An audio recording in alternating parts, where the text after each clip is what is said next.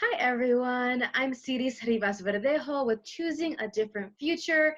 I have a wonderful guest today, a new friend. Yay, new friends!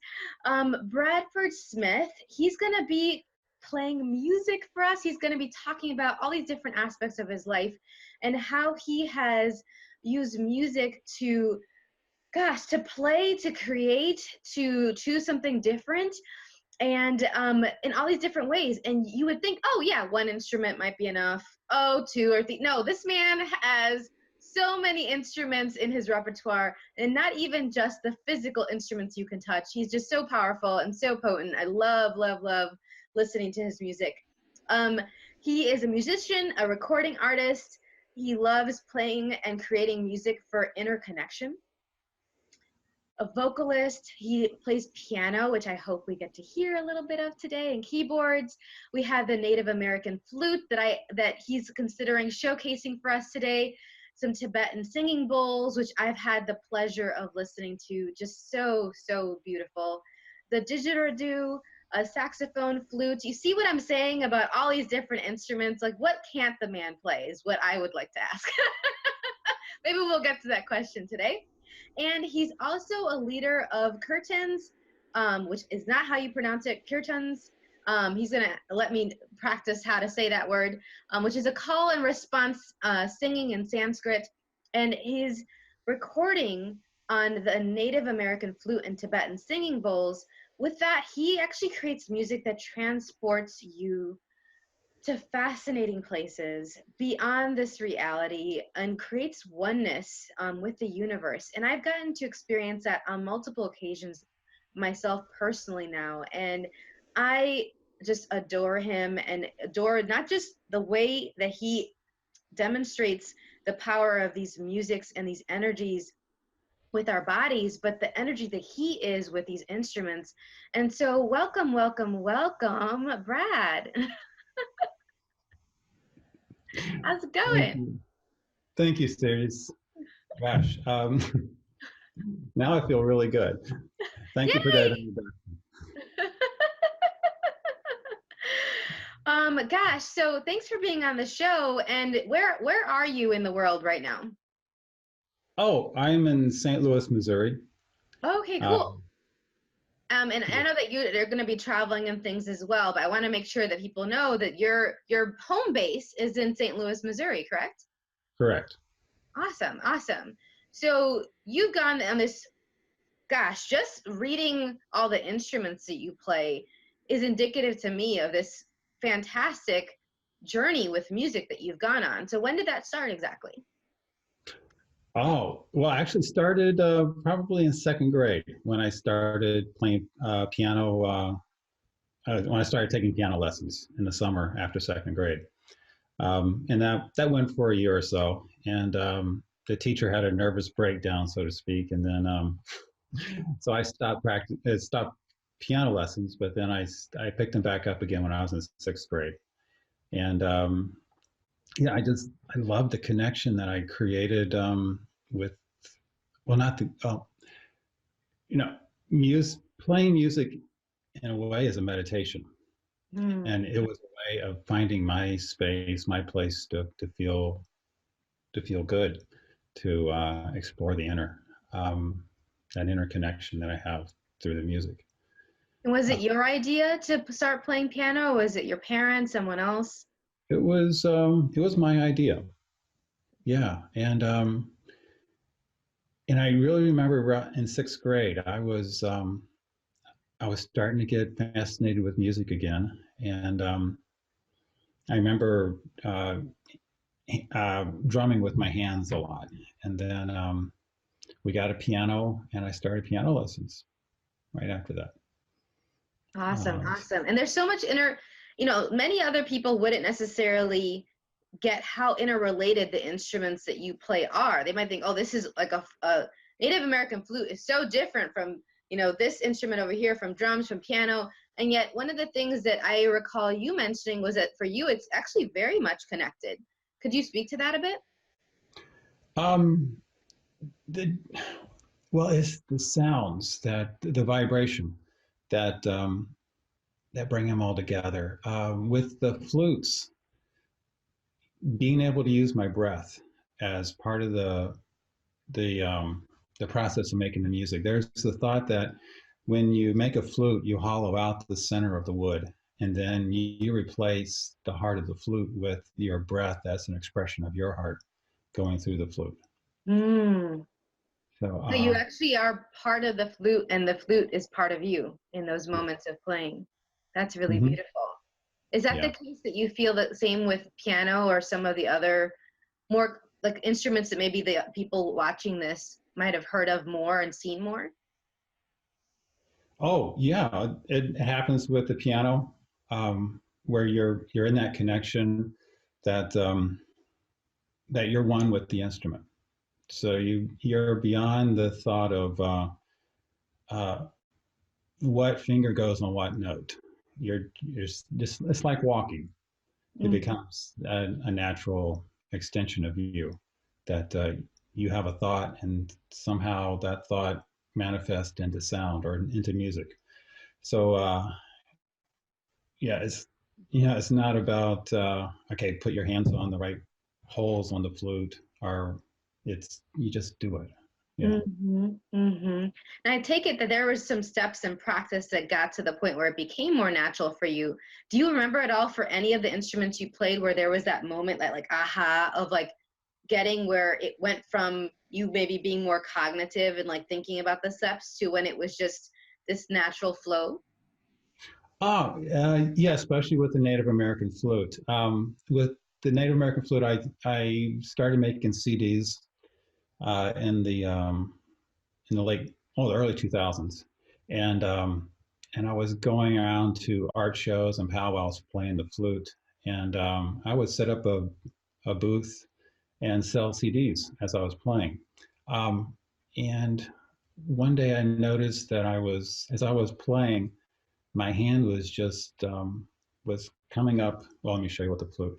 I was playing, and all of a sudden, I noticed my hand was doing this to the flipple hole to create a different sound. And that's the And Native American flute there.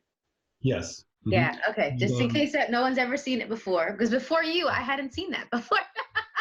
let's see, so can you see? So the sound is created um, right in here, and when it's in the right place, there's air blowing over that little square hole. Can you see that?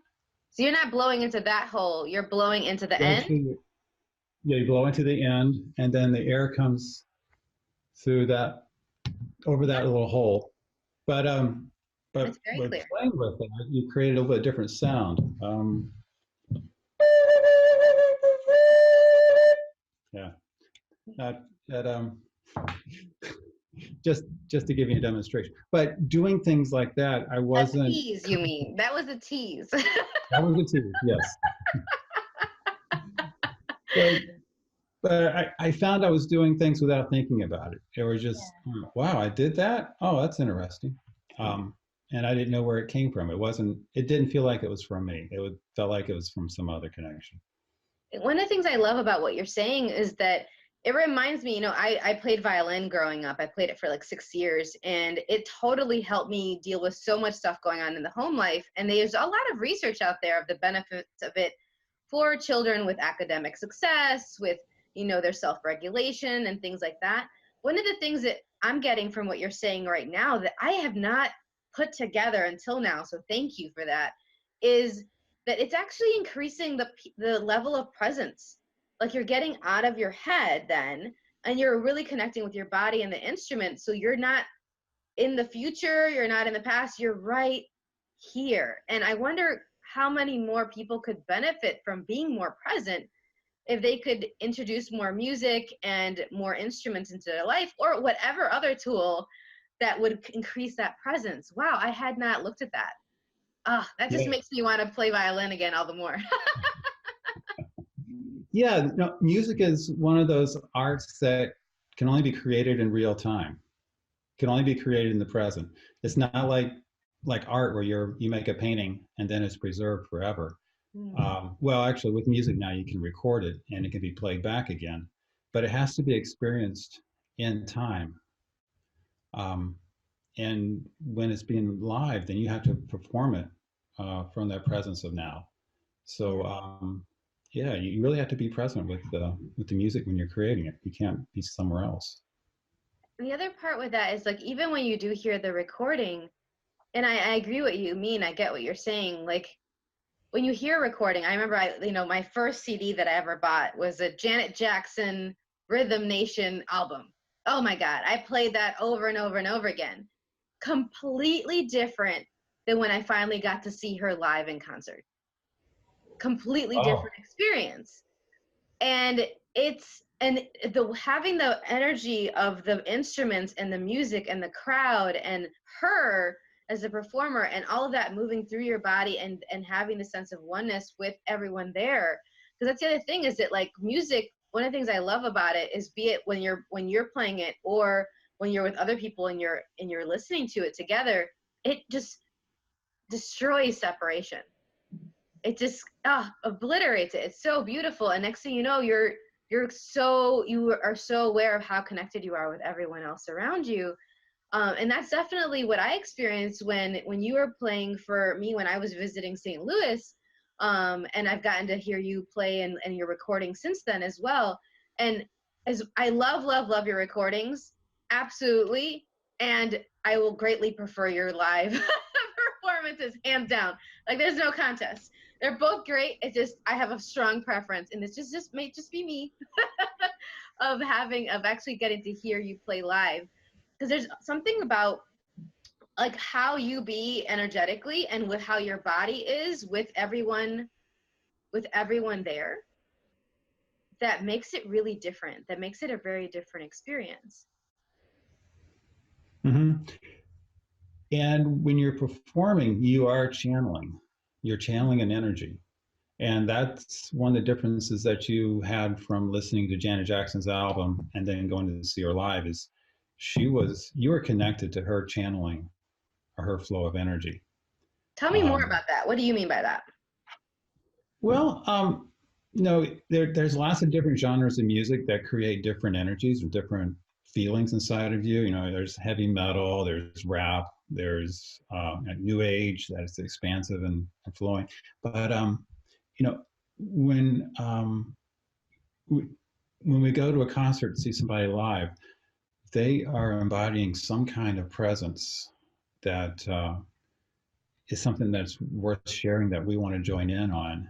And we actually, we look to that performer, just like you look to your parents to channel that energy, create that new being. Um, and, lots of people fantasize about being a rock star. And it is because you're able to connect to that presence and channel it. And then also I noticed there was a while where I was working at an amphitheater, and there was a lot of big name acts that came in, and I saw some people that were really depressed, but then I saw some people that were just total gods that were just walking around, and what they didn't say anything. It was just there. I could feel their presence Yeah. was connected to a higher state that was it's like being around a guru um, from an Indian guru. I wonder if what you mean, like, so it's, if I'm getting you correctly, it's like you look to this person as like an authority, or like, okay, what are you going to invite me to? Because for each, be it heavy metal, pop, Native American music, you look to that person, the person playing, the person singing, the person performing. It's like, okay, what are we going to create together? Like, what's possible between us? Like, that you're going to get to, what door are we going to open together, or doors are we going to open together? And Right. each of them are going to be different doors, and it's not like one music is more valuable than another, but you are going to be creating something with that person, with that music. Yeah, yeah, yeah. You're going to be tuning into their connection, um, and in effect, you're almost becoming them. Mm. There's some aspect that you're modeling from them that you're that you're connecting to, that they become a channel of that energy. And as a performer, you spend a lot of time practicing being in that place. How do you practice that? Well, so with the music you create, you want some kind of intention behind it. Do you want it to be something that is peaceful and calming, or do you want it to be something that energizes you to take on the next big challenge, or go out and get pumped up for the the marathon or the bike race? Uh-huh. There's a reason that at those kind of events where there's a bike race or that they're playing loud, um, what More upbeat, thumpy, Yeah. primal kind of music. Uh-huh. That yeah. It also So affects our heart rates and our physiology as well directly too. So it's like our bodies start to try to mimic those vibrations and those beats. And it's like, all right, we're gonna pump faster. Okay, let's go. Versus like, yes. okay, we're gonna slow down our heart rate and we're gonna breathe deeper and slower. Okay. It really does, yeah. It does suggest to our bodies to maybe shift a little bit in different ways. Mm-hmm. Very cool. So back to what you were saying about practicing being in that space as a performer and shifting that. So like is there like a routine that you use as to how to be that, or is it, or just in the actual performance when you're playing you've been practicing how to be those different energies? Wow. Okay. So a routine. When you're first starting to play an instrument, you're going to want to learn the basic skills, like practicing scales, finger exercises, and those help you to get beyond your ego thoughts of telling you can't do this.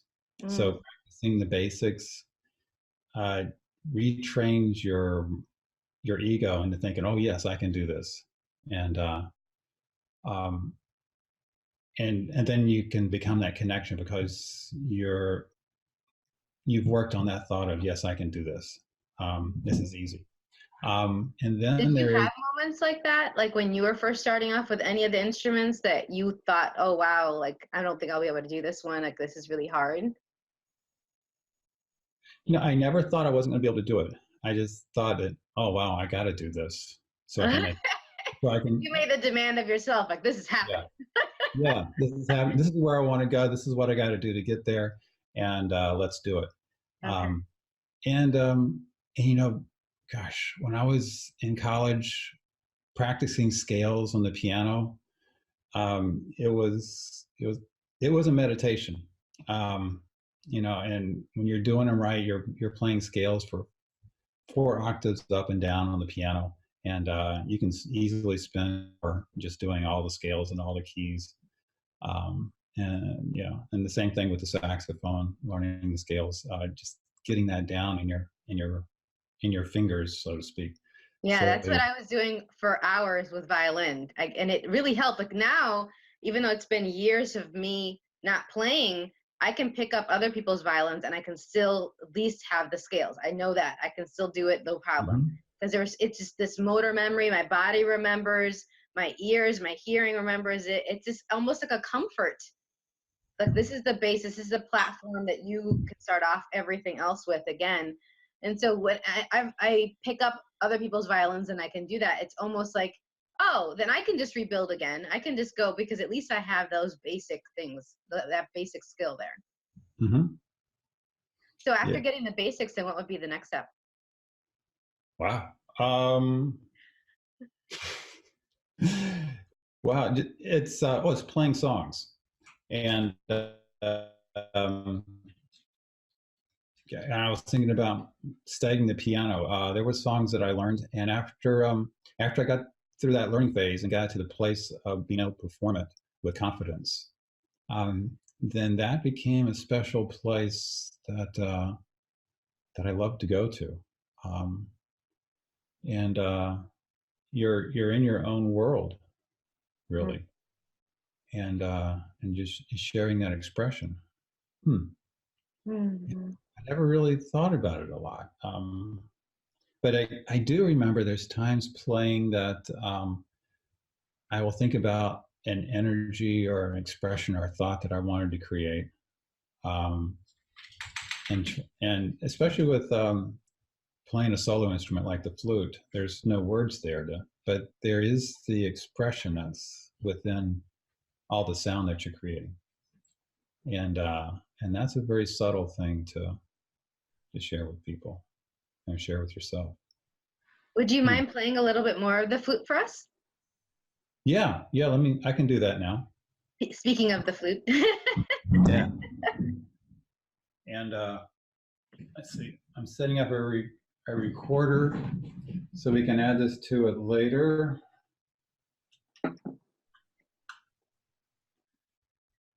All right, we get to listen to the flutes. Yes. So this is this is a Native American flute. This one's in G. It's one of my favorite flutes, and yeah. Where'd you get it at? I got it here. I got it in St. Louis at one of the local music stores. Oh, awesome. Yeah, and it was the spruce. Normally, Native American flutes are made out of red cedar.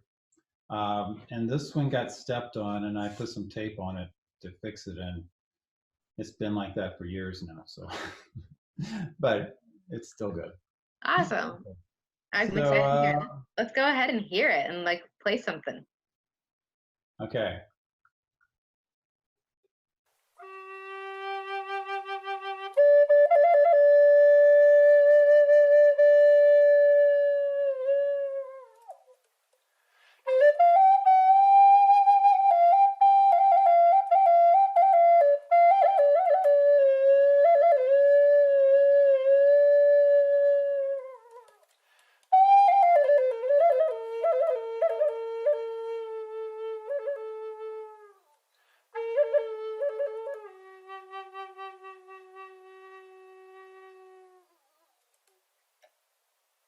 Wow. You're gone. Yes, that's amazing. Yeah. Okay. Do I have any thoughts in my head right now? Hold on. That's the only question. So you've been playing that particular instrument for how long? Since the late 90s, like 97, 98. That's when I first started playing Native American flute. And so how did you discover it, or as even an option for you? Yeah, this is a great story. So I was involved in rebirthing at the time. Rebirthing is a process of conscious breathing where you would lay down and with a practitioner, you would breathe steadily, like, and you start doing that, and after about 5 or 10 minutes, it becomes automatic, and then you have this huge release. There's change of your blood chemistry, so you go to alkaline and start releasing memories, and it's a real great way to go back to your birth process and understand the patterns you created then, and then you become conscious of it. Then you can let go of them and create new patterns. I mean, kind of like rewriting your own history. Yes. Awesome. Awesome. Yeah. And so with the group that I was with, a lady told me that, there was a working women's survival show that was going to be in St. Louis, and there was a guy that was selling Native American flutes, and she gave me a free ticket so I could get in, and I knew, well, I got to go check this out. And I went down there, and I actually took my electronic guitar tuner and found his flutes and started playing them, and so I play saxophone, so I understood the fingering, and so I picked up a flute and started playing it, and I said, this is interesting. Then I pulled out the tuner to make sure it played in tune, and I remember the flute maker's eyes; they just got really big, and from there I started figuring out the flute and started recording with it, and and at that time I was living in an apartment on the 5th floor. It was getting to be difficult to play saxophone. So I bet. The flute became a great way to be able to play and express myself through my breath and through the yeah. So Express yourself through your breath. I love that you say that. I hope you get that that's not something that comes out of all musicians like mouths like that. It's the way that they put that. It's like, oh, they express themselves through music. They express yourself through the breath. And I get that that's so congruent with how you actually see how you're interacting with the instruments and with the music. So I just find that to be really beautiful. yeah, when I was in college, I was a dual major, piano and saxophone, and I ended up going with saxophone.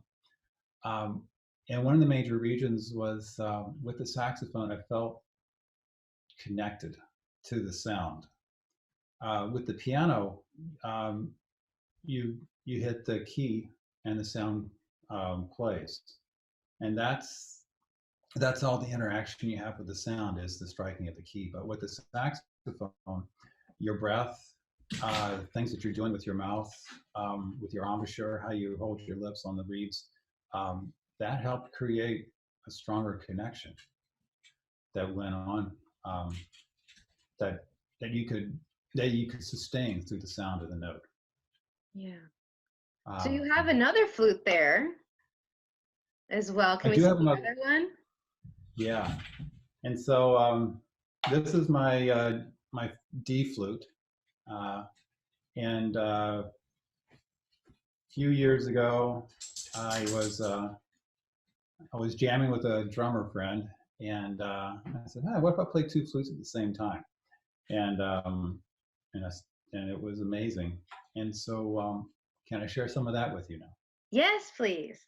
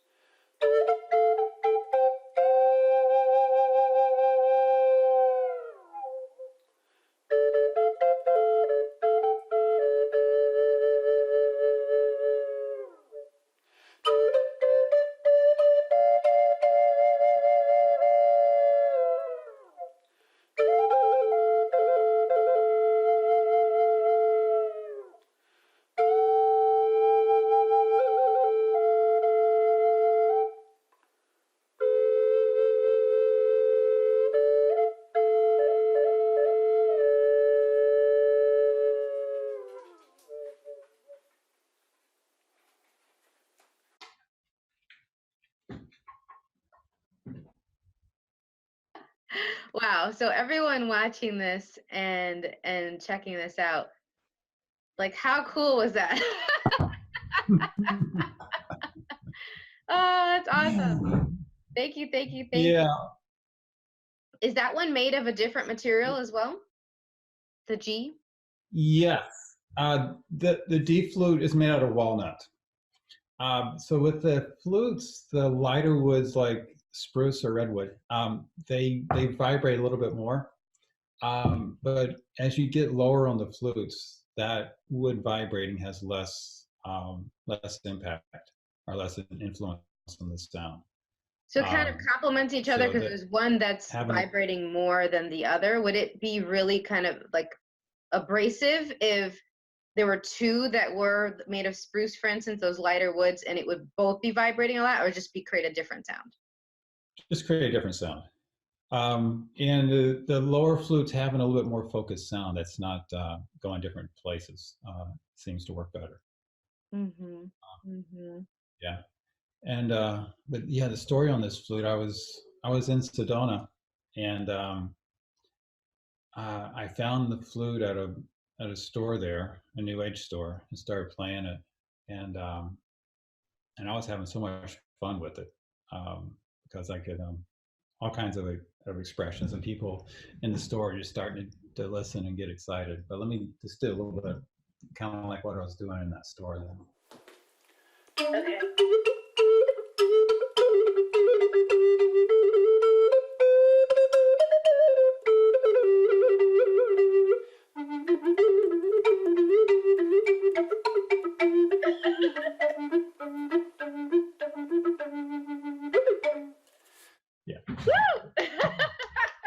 So yeah, that flute has a great What you want ability before you go on a to have a, marathon, like you were saying, right? Like that upbeat for before you're about to yes. run. Very cool. Wow. Awesome. Awesome. So how many people do you know that can play two at the same time like that? I don't know of anybody doing it my way. A lot of people will buy a drone flute, a flute specially designed so that there's actually two flutes built into one, and they'll Mm-hmm. set up one of the flutes just to play one note, and then the other flute will be like a regular flute that you can play. So what I'm doing is with the two flutes able to move both of my fingers independently, I'm able to create um, different harmonies or different movements, different energy. Yeah, absolutely. Mm-hmm. I'd never seen completely separate ones. I've seen one of those ones that are kind of like the unified versions that you're talking about before. And then when I got to see you playing both together, I was like, what is this man doing? That's awesome. So, oh, that's so cool. Gosh. So shifting gears just a little bit, I'm wondering with your journey with music, and you know you have all these different creative outlets and things like that. How has that played a role in the rest of your life? Like what has that created for you in the ups and downs, the ebbs and flows of your life, to have that as an outlet? Hmm. It's it's been a safe place. It's been a place where I could go and relax and be, um, gosh, almost like being at home. So it's been my home, my grounding force. Um, Yeah. and are you still there? Oh, okay. Oh, you Yeah. did. Oh, okay. Uh, The dance of technology.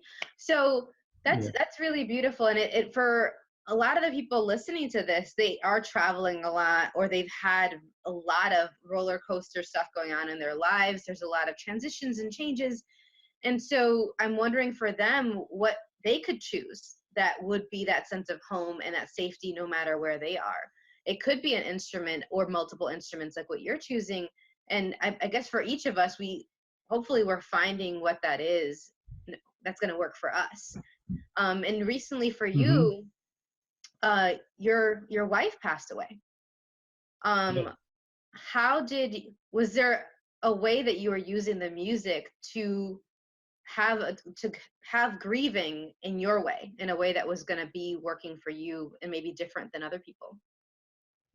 Wow. Yeah, there is.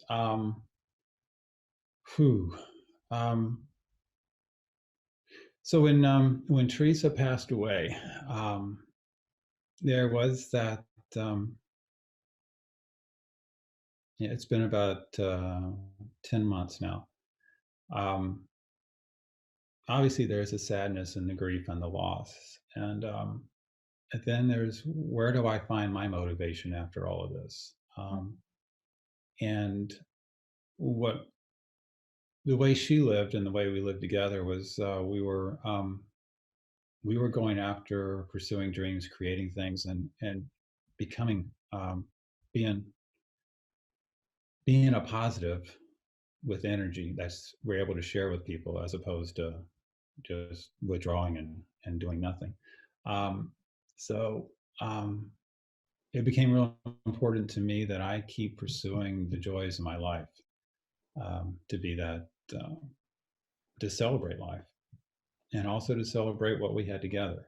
Um, Yeah. so and now and with my music, I'm able to put a lot more time back into it, um, and and I'm finding it as my celebration of of our time together. Yeah. Was she Uh, also a musician? yes, in high school she played saxophone, and she went to Berkeley and was she had a scholarship in the jazz band playing Barry saxophone. Mm. And then at that time, so yeah, music was fun for her, and we even played together a couple times on saxophone. She still had her alto sax, and uh, but yeah, she was a doctor first at that point. So yeah, we did play some together, and she really supported me in my music that I was creating, especially with my kirtans. And um, let's see, and we should talk a little bit about kirtans because that's something that came into my life. Absolutely. Yeah, And absolutely. I'm yeah, going to pause for a and moment. All right. Yeah. Sorry about that. I know that there was some except you streaming just video there for everyone froze. watching. But this is part of what shows up sometimes when we're talking about these energies. I definitely get the sense that Theresa was here with us as Brad was talking about her. And so, hi, Theresa. Thanks for contributing. You got a great guy here. And so, yeah, so for the singing back and forth, can you talk a little bit more about that? Yeah, so kirtan is call and response singing. It's usually sung in Sanskrit, which is Sanskrit's an ancient language from India, the spiritual and poetic language there, and it's something that I learned from Krishna Das, um, who was with Ram Dass at that time. And but for me, I became aware that it was a way of getting people to be involved in the creation of the music, of finding that deeper connection. And and when you sing kirtan, I'll sing a phrase and then ask people to sing it back to me, and we just go back and forth, and we see where the music goes. And it can take on different energies. It can get more energetic and get more meditative. Um, but yeah, it it's a lot of fun for me So because how did you discover that? I was when I was on the road with the Native American flute. I I went to a yoga studio that I was having a music performance, and they were doing kirtan, and Mm. and I participated in that and went, wow, this is amazing because of the connection we were all creating together. One of the beauties is that everybody is contributing to the energy of the group. And when you're singing these songs, it's always a positive, uplifting energy of like change is always good when you sing Om Namah Shivaya. Or if you sing about Kali and Durga, they represent that God always sees the perfection that's inside of you. What's right about you? Yeah. Mm-hmm. Yeah. That's really What? beautiful. Yes. Did you want to do some? Yeah. Let me do one on the piano. I'm going to do Kali Durga Mahalakshmi Saraswati Mahadevi. Um, and uh, and Let's so get you Kali set up. Durga represents the goddess that sees beyond all the ego ugliness that you're exhibiting and sees the perfection that you are. And you know, if you imagine that there's a little kid that's having a temper tantrum, and mom sees the kid, and she deals with a temper tantrum, but she always loves the child and sees the beauty that's inside of the child. Mm. Um, yeah, and then Lakshmi. Lakshmi is the goddess of prosperity that represents that there is always a flow of life. There's a flow of energy that is there for you. All you have to do is be aware of it and ask for it and receive it. And then there's Saraswati, who is divine knowledge. That once you start embracing that there's a flow of energy, that you're perfect, then you can connect to your intuition, to the knowledge of the celestials, of the divine. Um, and then you have a great um, practice for approaching life through the aspect of Divine Mother, which is a way of saying that God is within you. Look for God inside of you. Look for your connection to the oneness by going inside. And from there, you'll discover yourself. You'll discover compassion for yourself. And then you'll be able to express that compassion to everyone around you. Mm-hmm. Like if we actually looked within, would we even choose to judge ourselves? We'd actually be able to say, okay, there's nothing wrong with us. Just like what you were saying, that the gods would say, the Kali, was it Kali Durga, as you said? Yeah. That sees you as the perfection in you. I wonder what would it be like if we could actually see what was perfect and right about ourselves. Yeah. We'd be perfect. Yeah. But also without this place of feeling like you're better than other people. It's just acknowledging what's right and wonderful about you. Yes. Yeah. Yeah. Awesome. Okay. Let's get you set up. Yeah. And are we good to start? No. Yeah. Go for it. All right.